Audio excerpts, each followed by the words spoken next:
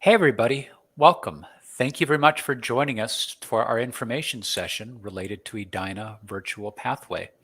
I am pleased that you are all here, and I have some guests that we will introduce in time. But let's proceed.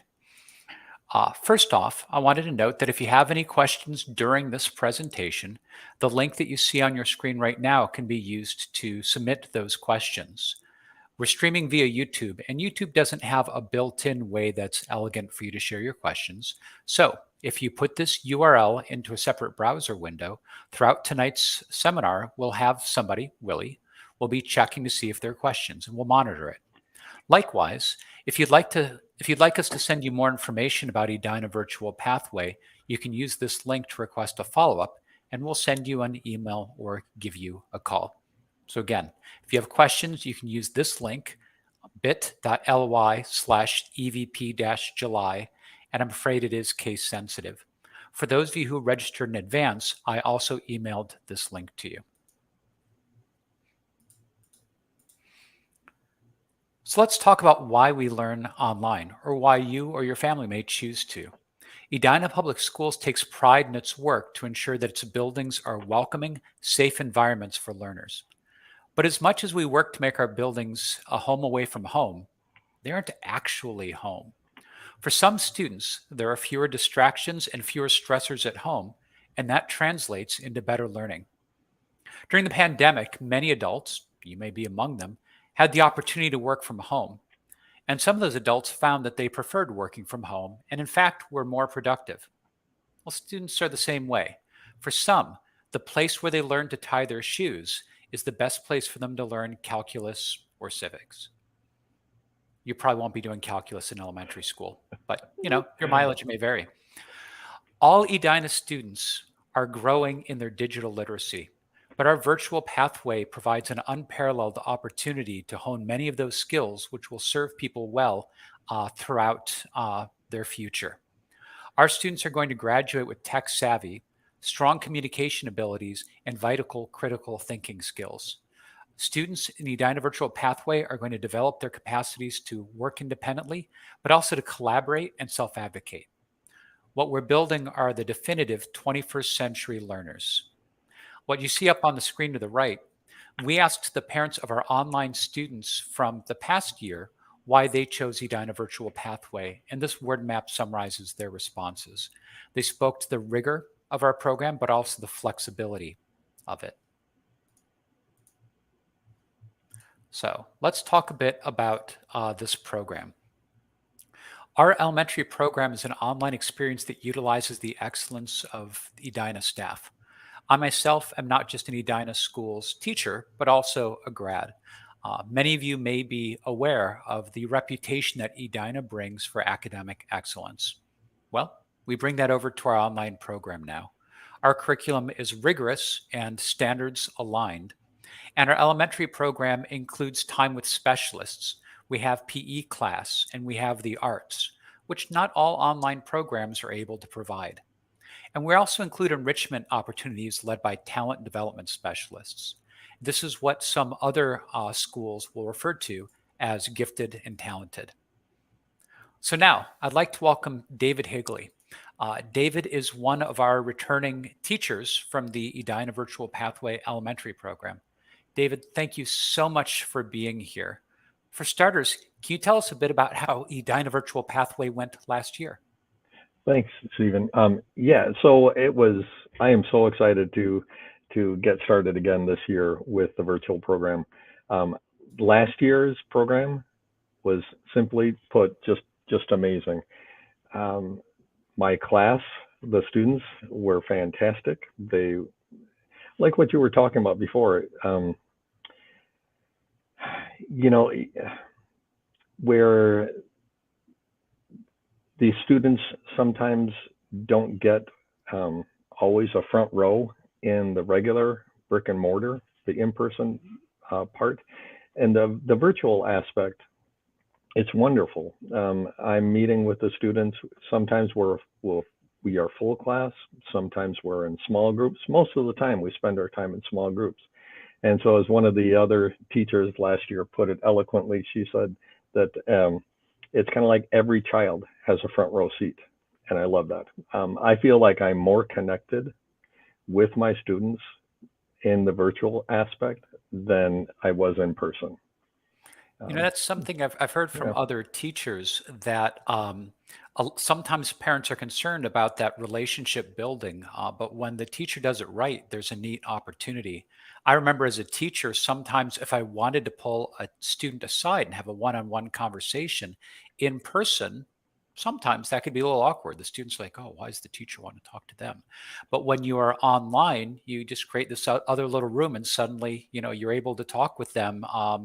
Without, the eyes and ears of the rest of the class. right, exactly. And so, what we are doing is last year we were able to set up an environment that's welcoming. The students felt welcomed. They felt like they belonged. They felt like they had friends. I had several students just comment. They said that I had more friends this year than I have previously, and I think that's powerful. So they have interactions with me, the teacher, more and more than possible. We also have a para that's involved, and so they'll have all their adults that are guiding and supporting and assisting the students. But then they have each other, and so we really try to build that sense of community, and we build that sense of community through the morning meetings. We'll play games. We'll let them talk with each other. So we have that thing called breakout rooms. So we use Google Meet, and a lot of parents have heard of Zoom, but we use Google Meet, and so it works the same. They have little breakout rooms. They can go and talk with each other. Teachers are here. They can come back. They can talk to us, and it works out really well. And They you've already Mhm. answered some of the follow-up questions that I was anticipating. I was Awesome. going to ask about why might families choose Edina Virtual Pathway, or why do you like teaching online? And I feel like you've probably spoken to some of those, but anything to add about why you like teaching online or why a family might choose EVP? I do enjoy the flexibility aspect of it. When I'm teaching in the classroom in person, we are I'm very structured with the schedule. Excuse me. So reading will start at 9:15, and the reading class will end at, I don't know, 10:30 or so.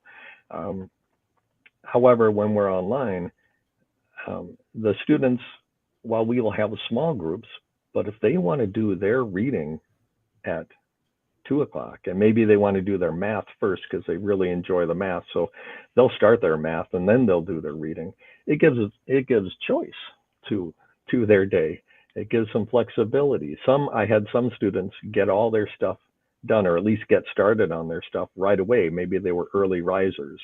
um, so I would get on my computer and I can see their screen because we have a safety feature that's built in, so I can see what the students are looking at, if in case I need to help them and support them through, or I can open up a tab or close a tab, whatever.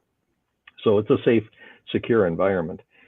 Um, but some students are doing that work early in the morning. Some are doing it, after lunch. It all depends on what they want.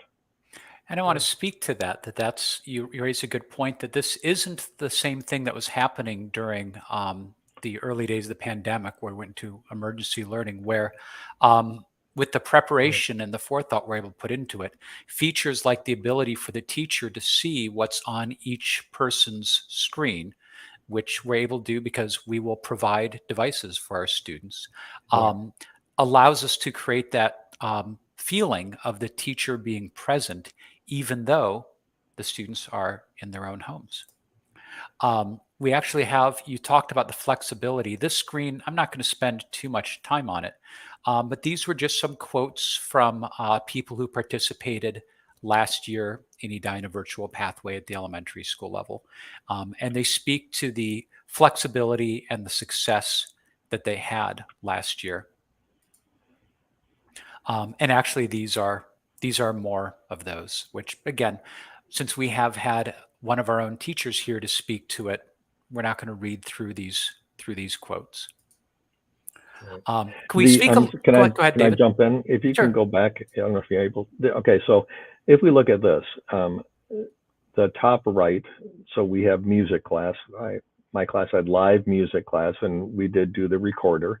The bottom right, the gentleman holding the hawk there, um, we've had field trips and guest speakers come, and so this is a gentleman from one of the area parks, and so we learned all about raptors that day.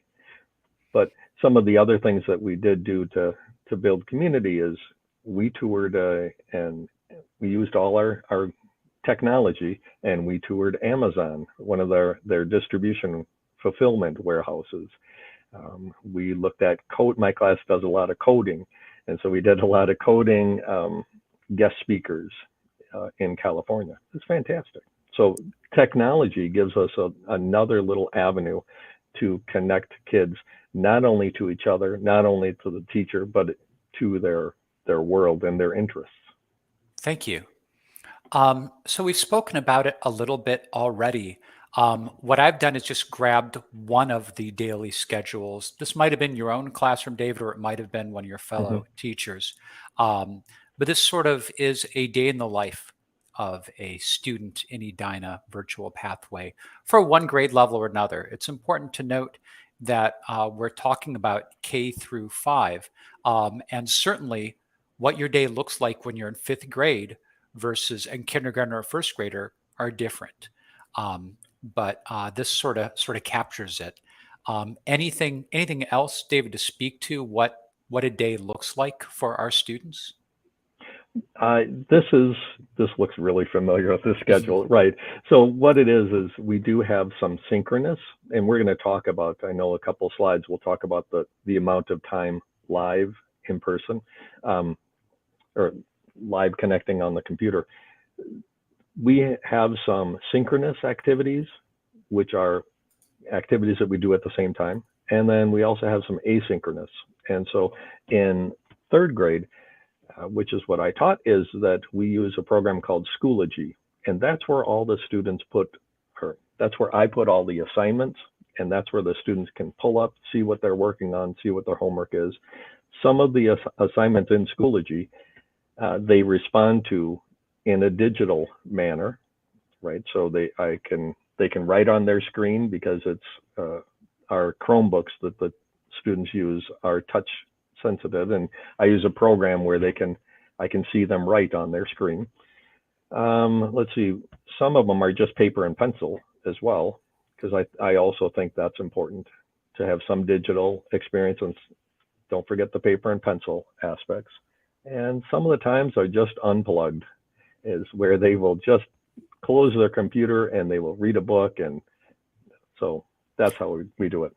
Go I ahead. noticed the lunch bunch, if memory serves, it's sort of the equivalent, we can do things virtually like lunch and recess. And maybe this is a moment where some families would pull their kids away from the computer and they'd have lunch together, something that's not as easily done when you attend in person.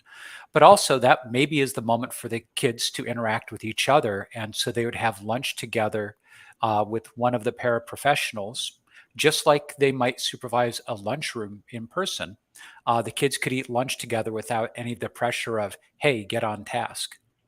Right, right. And I had lunch bunch as well, and um, I would have breakout rooms open, and they could choose to go into the breakout rooms to talk with each other. A lot of times, honestly, they would stay in the main call with me and just chit chat with the teacher. And it's a choice time, so they could come and go as they see fit. But you're right that there is an aspect of family.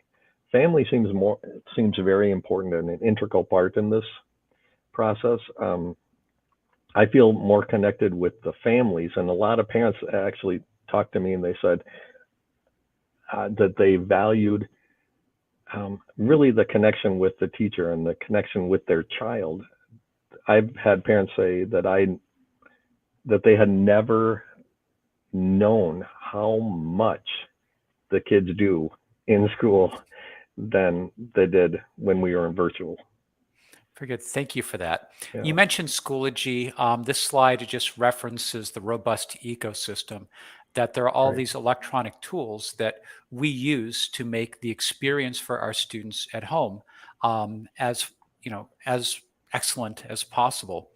And of course, we take pains to be mindful of what programs we partner with. So, one of the things that parents sometimes ask is, who is online learning for? Um, and you will know your child. There is room for self-directed learners. I think that is, and part of the slideshow is used both for elementary and secondary. Um, that self-directedness is less a case at the elementary school. That we're more combined and working together, but still all the same. A student who what I'm struggling with is the notion of what does self-directed look like for a first grader. But we do want somebody who will sit at the computer during those moments that we're together. That said, the teachers work to be engaging in a way which helps captivate and keeps the student attention. right. One thing, What if I can jump in here absolutely. with self-directed, is that's one of the uh, key features of the elementary aspect process here, is that we do talk about what does it mean to be a virtual learner. And so the students are, watching the clock, and we're teaching them how to set their timer in using their device. Um, and the second one here is comfortable with technology. Oh my goodness, yeah, the students are going to be amazing with the Chromebooks by the end of the school year. They're going to have Google. My students had their own website by week 2. They were building Google slideshows and coding, and the kids are amazing. It's and this is where we acknowledge as educators sometimes if we do things, if we make mistakes. But truly, as I gathered, this slide was intended for the high school, but it's a nice, happy little mistake, because what you're speaking to is that our elementary virtual pathway program builds those people who can be independent learners who are comfortable with technology down the road. For those of Right, you who will join us for our next information session, almost directly after this one, we'll talk about the fact that for the older students, there's a little less handholding. The teacher isn't there in the room with them in quite the same way. But whether it's in high school online or as college students in the future, developing these skills when we're younger to be independent, to self advocate, and use technology will pay dividends. So, why Edina? Some of you who are attending this session are residents of Edina, and so may have felt natural to look to your home district. You're already familiar, perhaps, with the quality of our education and our educators. But others of you, because this program is open to people throughout the state, uh, may be considering other programs as well. We're not the only online program. So, why Edina? Well, first, I just want to speak to the academic excellence um, that Edina High, my next presentation, Edina Virtual Pathway, we align everything with our values. The Edina public school system is often one of the top ranked in the state and the country, and we're carrying that over to our virtual experience. Next, I want to speak about our professional excellence. Um, the level of academic achievement and the longevity within the district of our educators are indicators of their dedication. The Edina Public Schools teaching staff is dedicated to our students. 90%, and this is for the district, but it also carries over to our program. 90% of Edina Public School teachers have master's degrees or higher. 58% of them have been with the district 10 or more years. David, I won't put you on the spot for how long you've been in the district, at risk giving away your age, but it is 10 or more years. Oh, absolutely. About a fifth of our staff are nationally certified, and that's the highest in the state. We've had 15 minutes, Of the 15 Minnesota teachers that have received national certification last year, 8 of them were from Edina Public Schools. So that's one thing, is the excellence of our staff. When I speak to operational excellence, that's where we're talking about how well the district is run. We're one of only 3 school districts in the state to receive the highest credit rating.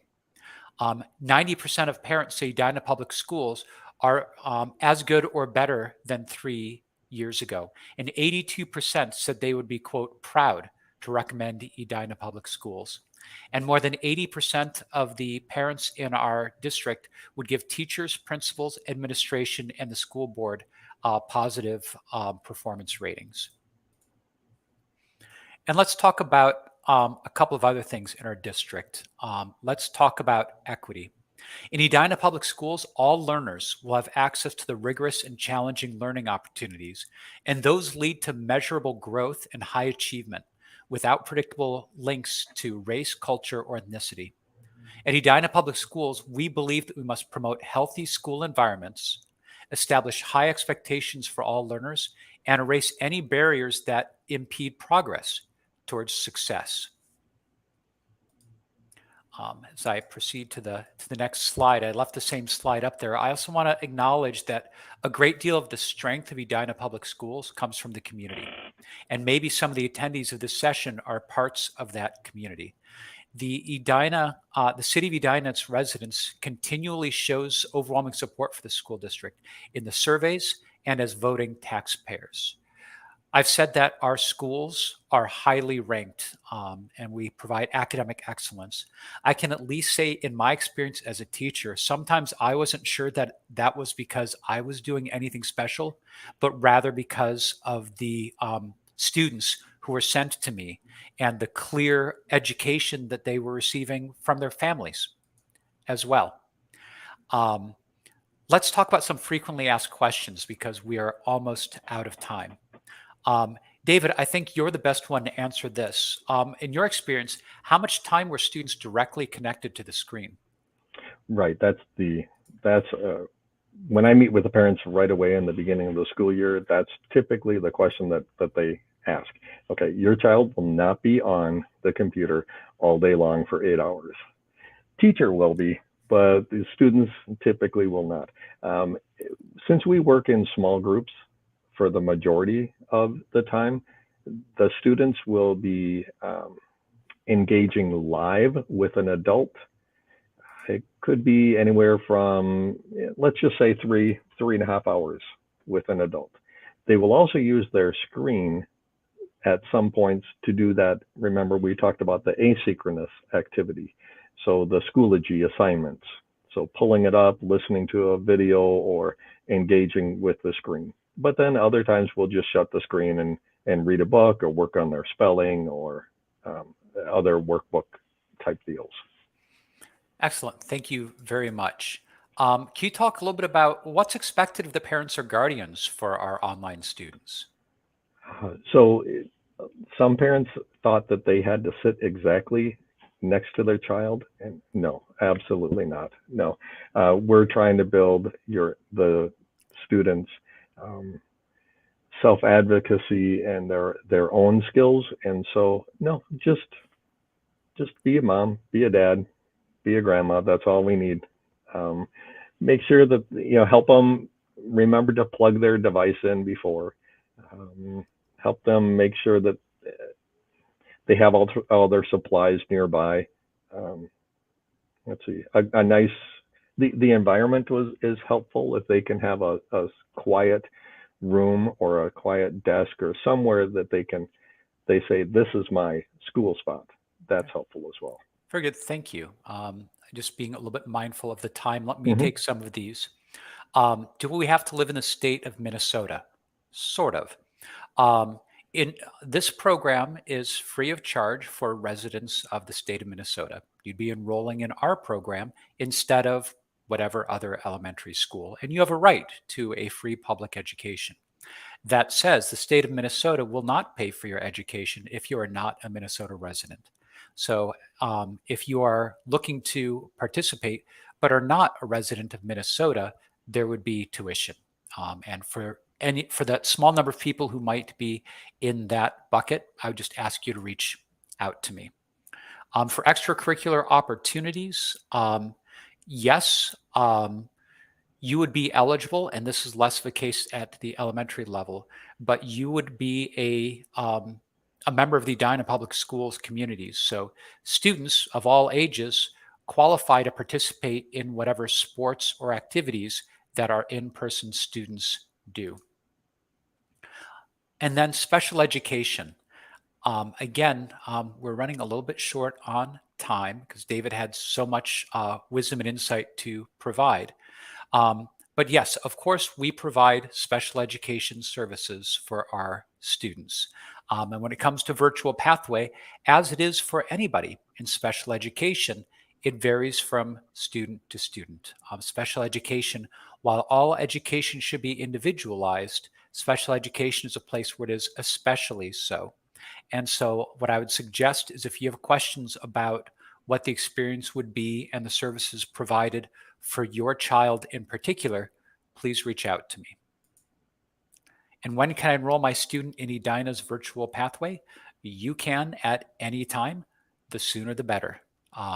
But we certainly appreciate it that school starts at the end of August. So it's about time to make that decision. And if you have questions about if you need information in order to make that decision, please reach out.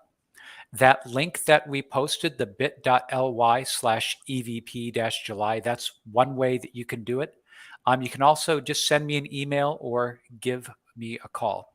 And all of this information is available at the Edina Public Schools website.